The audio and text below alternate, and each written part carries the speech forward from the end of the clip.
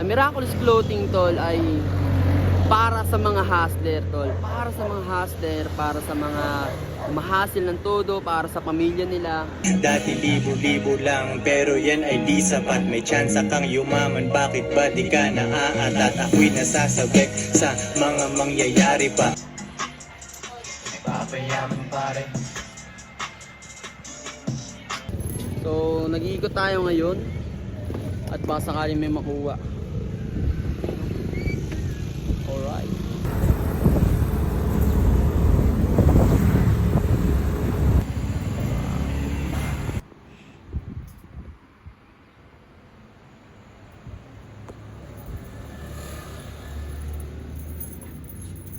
Alright.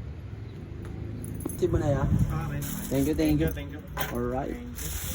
Let's go.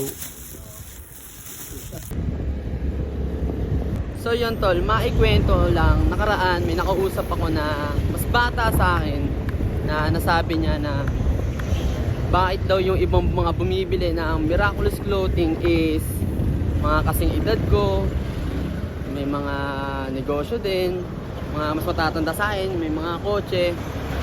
So, tol, nagets ko rin dahil ayun naman talaga ang pinakagusto ko na ang Miraculous Clothing, tol, ay para sa mga hustler, tol. Para sa mga hustler, para sa mga mahasil ng todo, para sa pamilya nila. May mga pangarap, tol.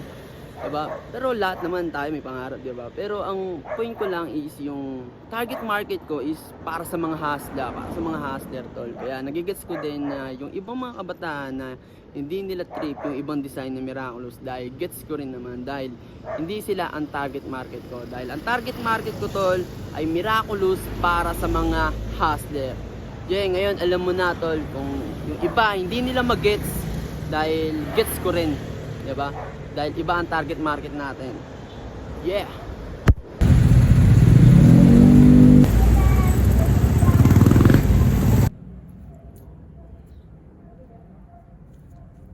Kaya pa natin mga item dito.